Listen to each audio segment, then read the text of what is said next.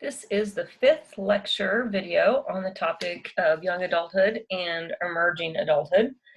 We left off talking about love. In this lecture, I want to talk about some of the research on mate selection and marriage, and maybe get to parenthood and work satisfaction. A couple key things to point out on the topic of mate selection.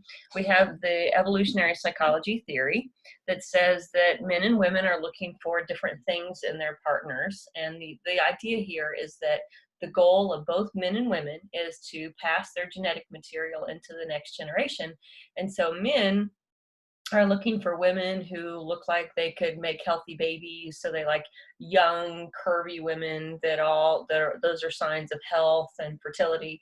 And women who want a partner to help them take care of their children after they're born, they're looking for high status men. So they're more attracted to things like wealth, less attracted to, or less it's relatively less important that men are attractive.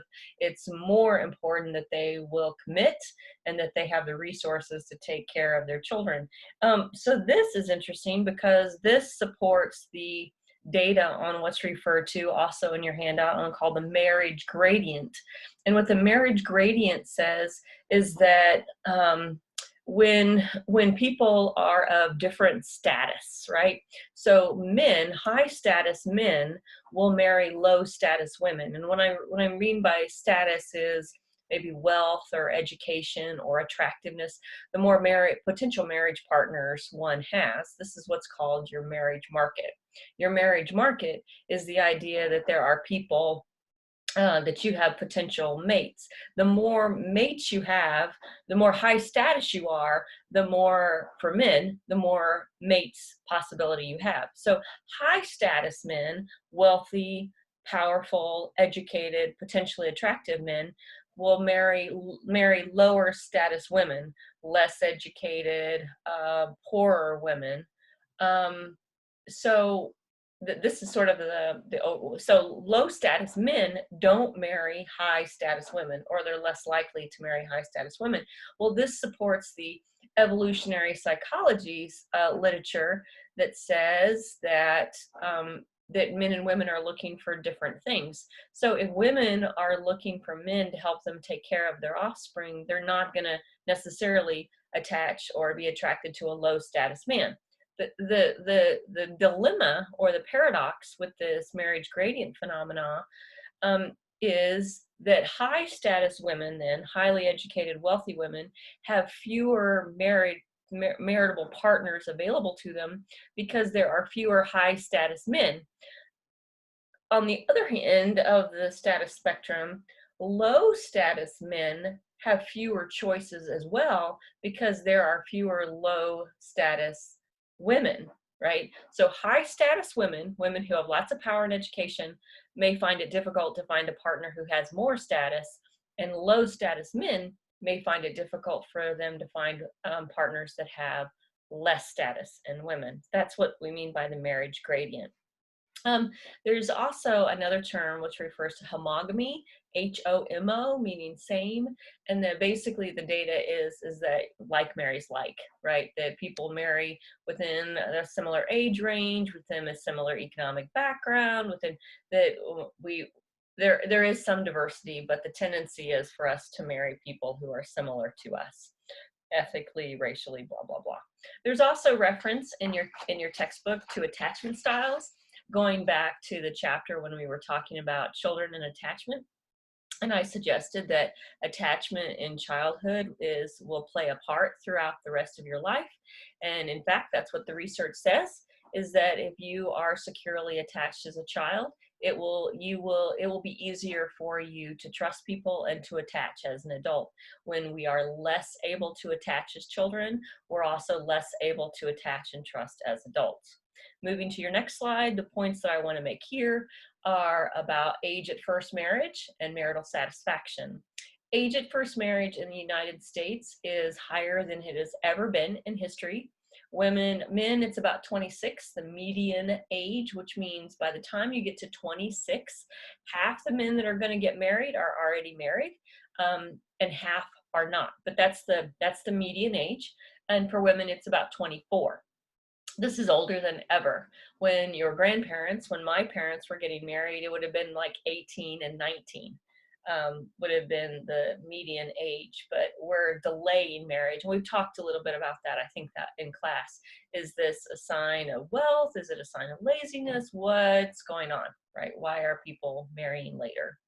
So marital satisfaction, just to sort of point out what the data says, the data suggests that men are more satisfied. Let me say that again. Men are happier in marriages. When we use the measure of loneliness, people who feel disconnected, it's kind of an interesting pattern in the data. Married women are actually so the most lonely are unmarried men. The next most lonely are married women. So married men are basically the happiest, followed by single women.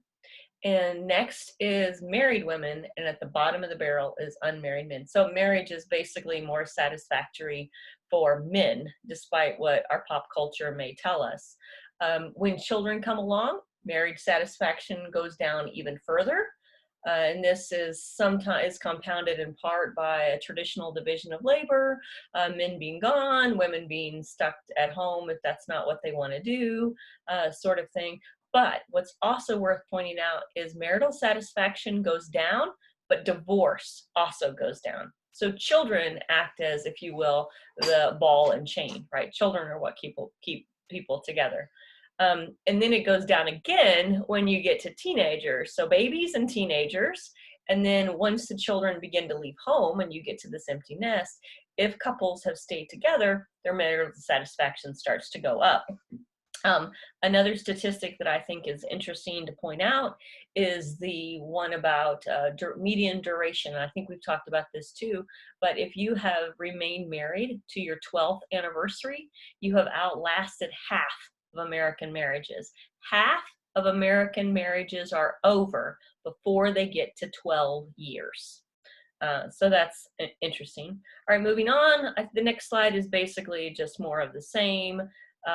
Marital satisfaction, the effects of divorce, children are the ball and chain. Men, yeah, we'll just sort of leave it off at that. Moving to the next box, we've got some different theories about, we got some different theories about work and satisfaction. That yeah, okay, moving on. I think that's about it. Gender and work. Basically, what the research on gender and work says is that women find it more difficult to balance having a career and having and having children. That there's something called a child tax, and that refers to when professional women have children, they're seen as being less dedicated to their career. But when professional men have children, they actually are seen as more dedicated to their career, right? So it's sort of a double standard. Anyway, it's same thing with politicians. When women run for political office, if they have children, they're seen as being highly distracted. There was a governor in Massachusetts several years ago who was criticized. But when men have children, male politicians, they're seen as being better political figures. We trust them more when they have kids. Also in that very last slide, we have something called the glass ceiling versus the glass escalator. And effectively what this says is, so the glass ceiling is a concept that's associated with women, professional women.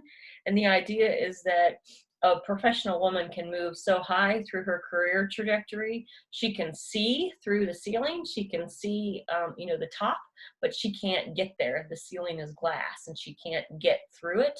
The glass escalator is the idea that's associated with men, but that's the idea that when men enter, especially when they enter female dominated occupations, they move very quickly up to the top.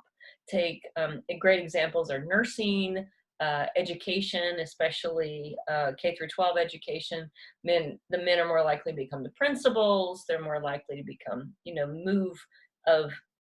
move through the organizations. But when women enter into traditionally male occupations, they don't have the same trajectory. I think that's it. I'm trying to look back over here at this other work and satisfaction. thing.